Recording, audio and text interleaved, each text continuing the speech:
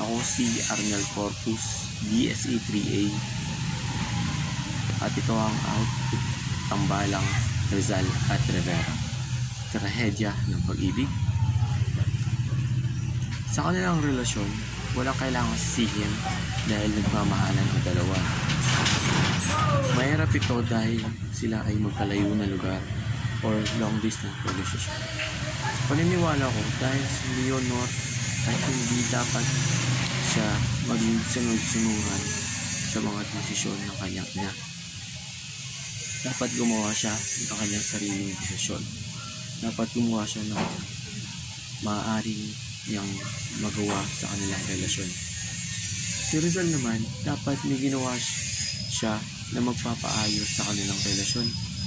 Kung nagbigay lang siya ng oras at panahon, maaaring o pwede na iba pa ang maging resulta nito. Para sa akin, hindi ito matituturing na isang modelong relasyon romantiko dahil lagi silang nagpapa-apekto sa mga problema nila at sa mga nakapaligid sa kanila. Pero kahit na ganun, sa kanilang pag-iibigan ay matatag at may dedikasyon na pwede nating maging inspirasyon.